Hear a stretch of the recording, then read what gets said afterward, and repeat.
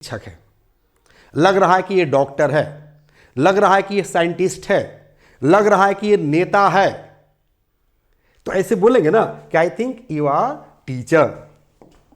क्या बोलेंगे? I think you are teacher, I think you are doctor, I think you are farmer, I think you are leader, I think you are scientist, I think you are सॉफर।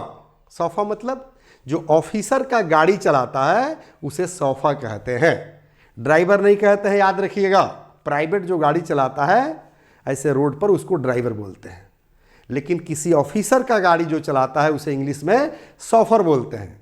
जैसे मान लीजिए कि जो है DM साहब की कोई गाड़ी चला रहा हो, एसपी साहब का गाड़ी चला रहा हो, सीओ साहब का गाड़ी चला रहा हो, बीडीओ साहब का गाड़ी चला रहा हो, तो वो भी तो सरकारी ऑफिसर है ना, सरकारी कर्मचारी है ना, इसलिए उसे ड्राइवर नहीं कहते हैं, उसे सॉफर कहते हैं, याद रखना है। Okay, this is the major difference between chauffeur and driver. चलिए थर्ड सेंटेंस पर ध्यान दीजिए। जैसे कहेंगे कि आई थिंक यू आर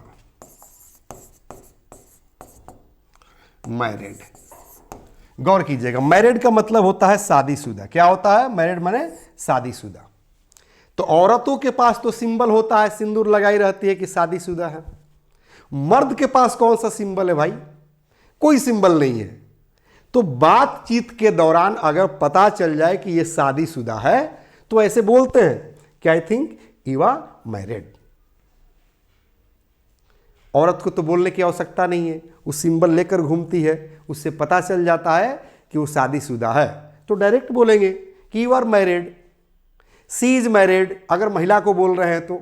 लेकिन जब किसी मर्द को बोलना होगा, उसके एक्टिविटी से पता चलेगा, उसके बातचीत से पता चलेगा कि वो शादीशुदा है, तो बोलेंगे I think you are married.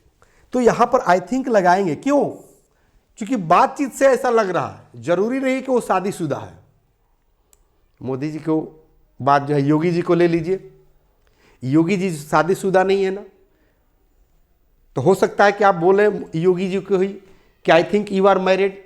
या मोदी जी जो है अपने वाइफ के साथ नहीं रहते हैं, पता नहीं क्यों नहीं रहते हैं, गॉड नोस। लेकिन अगर आपने मान लीजिए कोई विदेशी नेता अगर पूछ दिए मोदी जी से, सपोज मोदी जी विदेश गए हो और विदेश का कोई लीडर हो, वो पूछ दे कि I think you are married, बातचीत से पता चल जाएगा मोदी जी के बारे में। तो कहेगा ना मोदी जी।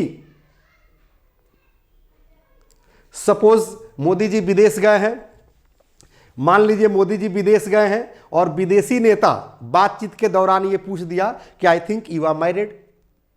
क्या मोदी जी जवाब देंगे? आई एम मैरिड और अनमैरिड?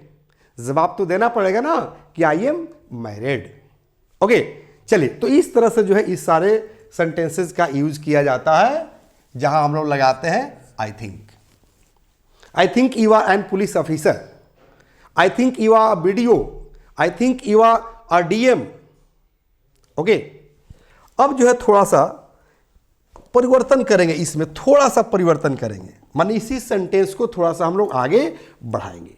क्योंकि ये तो जनरल सेंटेंस हो गया कि मेरे ख्याल से आप यूपी के रहने वाले हैं, मेरे ख्याल से आप दिल्ली के रहने वाले हैं, मेरे ख्याल से आप पंजाब के रहने वाले हैं, मेरे ख्याल से आप शादीशुदा हैं, मेरे ख्याल से वह आपकी पत्नी है।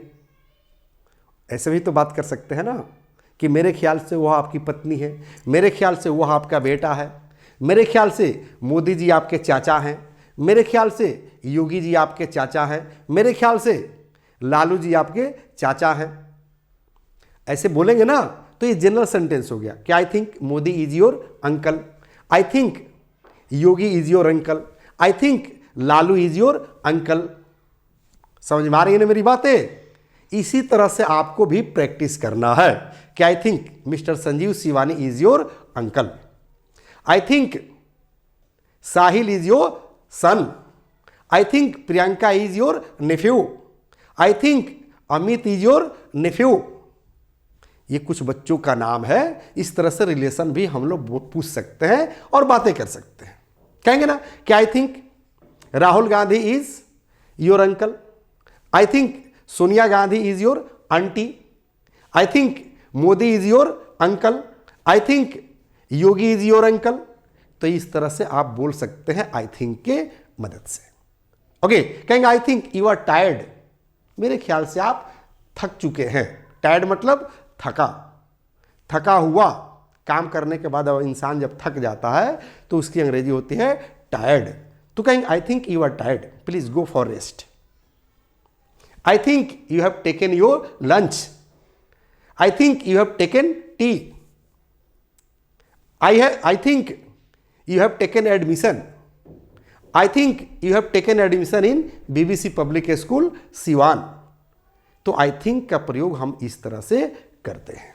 Okay, The first step towards achieving your dreams is having the right coach.